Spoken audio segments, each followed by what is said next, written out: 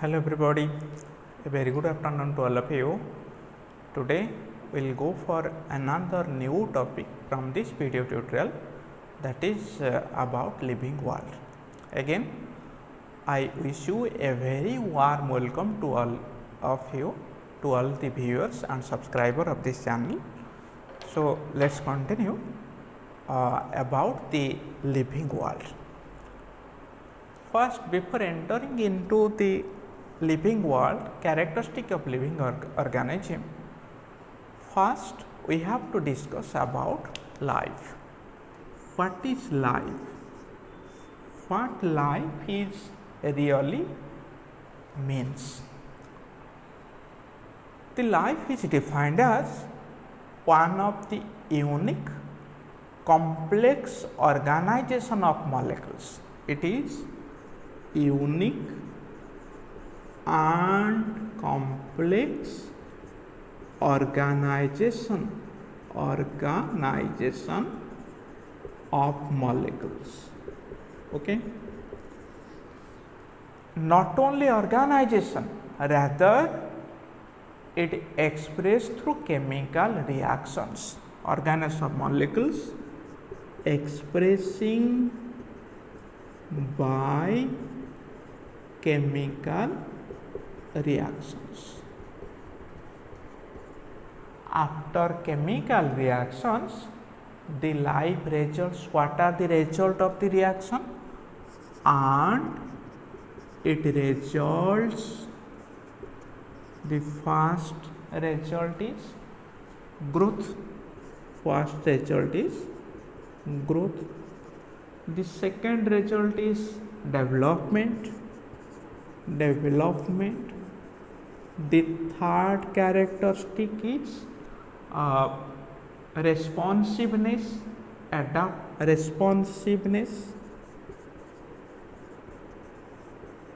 Then next character is adaptation.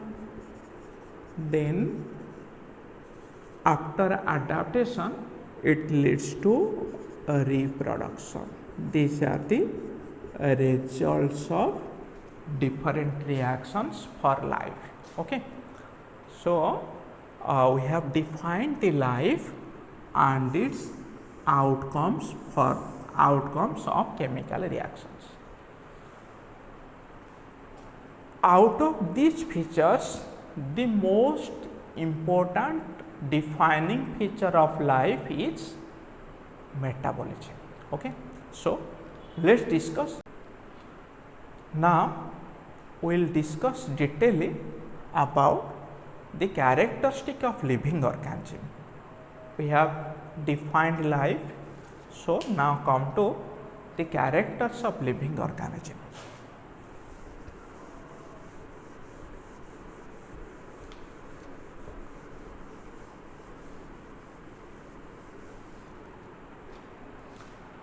First, we will discuss about the basic characteristics of living organism, then we will discuss one after another characteristics. Okay, so what are the characteristics of living organism? First, the first character is definite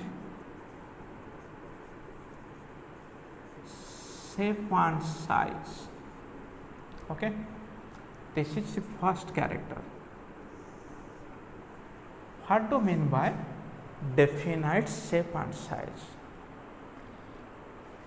It seems that there is a minor deviation in the features of living organism. What is minor deviation? Suppose we are taking the example of human being.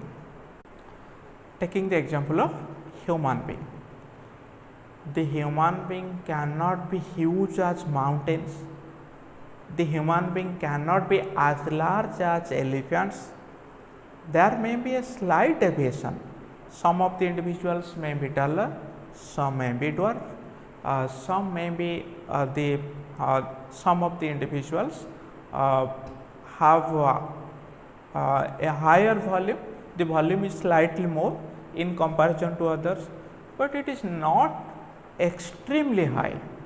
Extremely deviation is not found. So, all the living organisms are said to have definite shape and size of their body.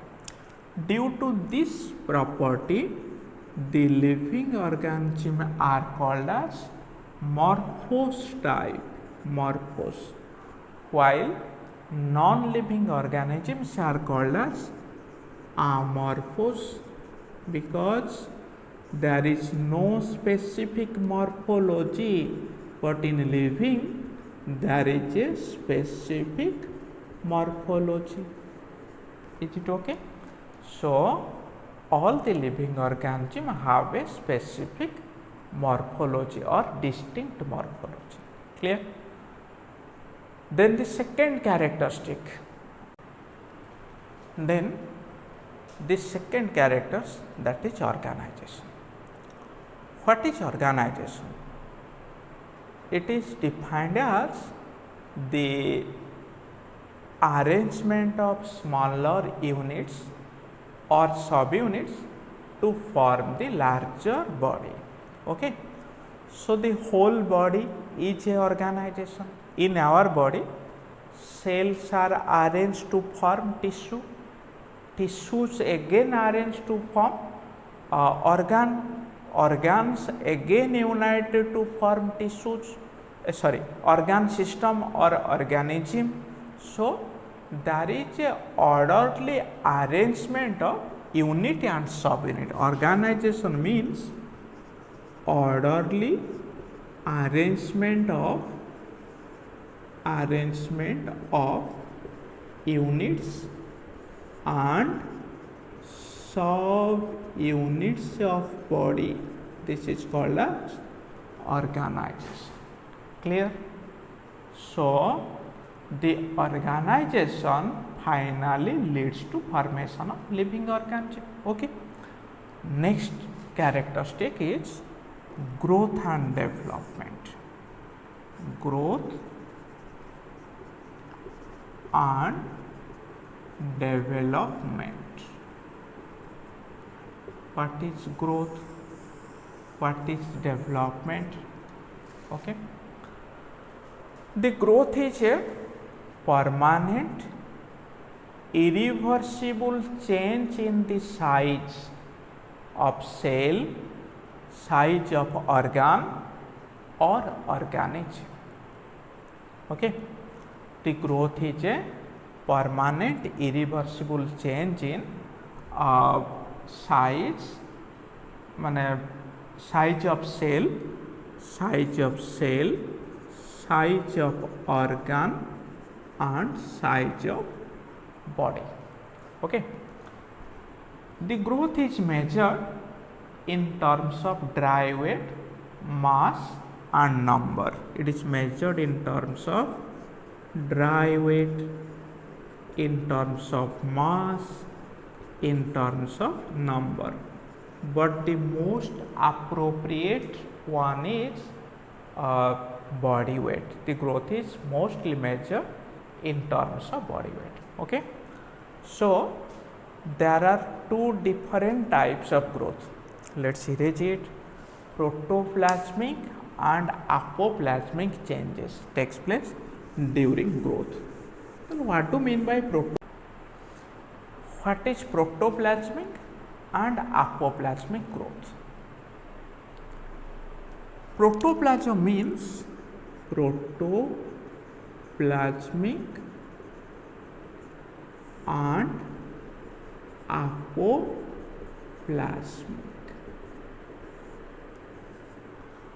Protoplasm deals with what?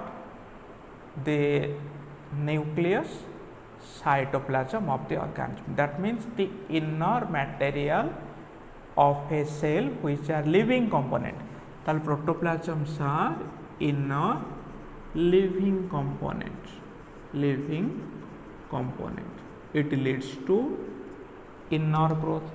This protoplasmic growth is only found in living organisms. While what is apoplasmic growth?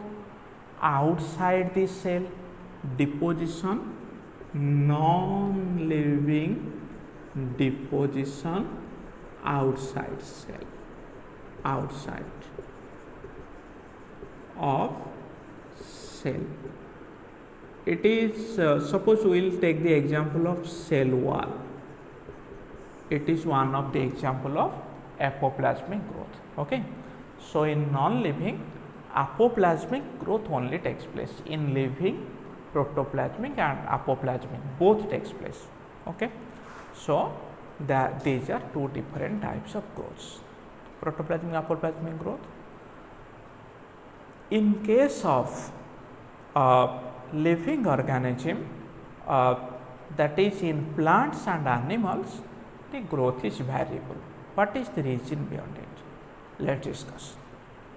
In case of plants, the growth is continuous, it continues throughout the life, while in animals, it is inhibited from a specific age, that is much before death it has been inhibited. What is the reason? It is seen that in plants there is a specific meristematic tissue. This meristematic tissue divide throughout life. Okay, but in case of animals, after attaining certain age, the cells only divide only to replace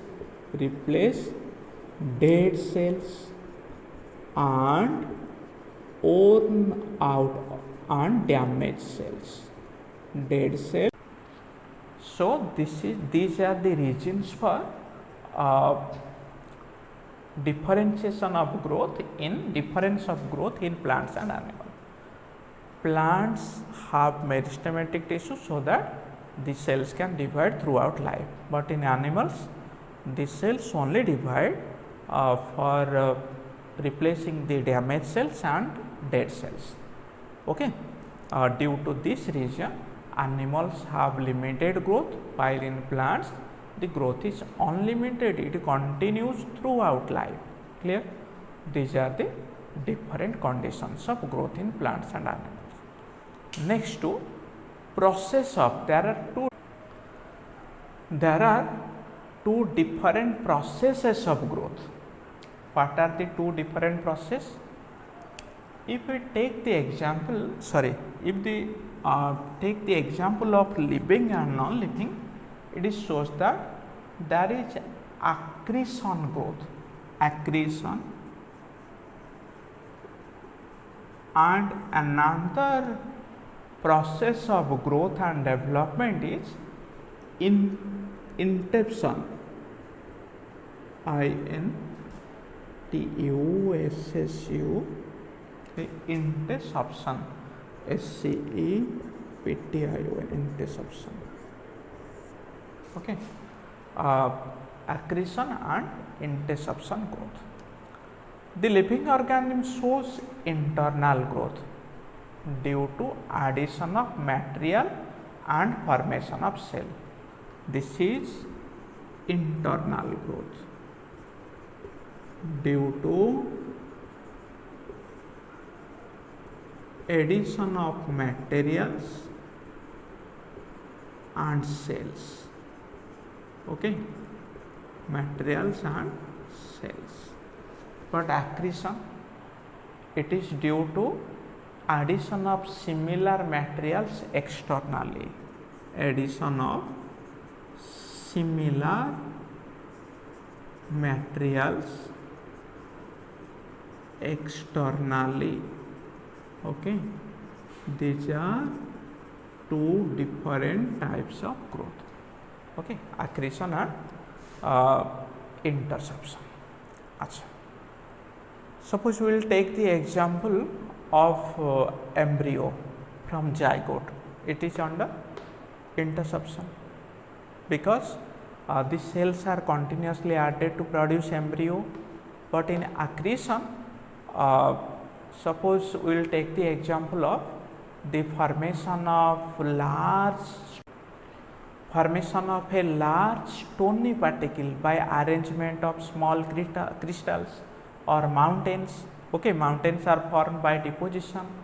So the growth and development cannot be one of the defining characteristic of living organism. Okay, so this is all about the process of growth and development.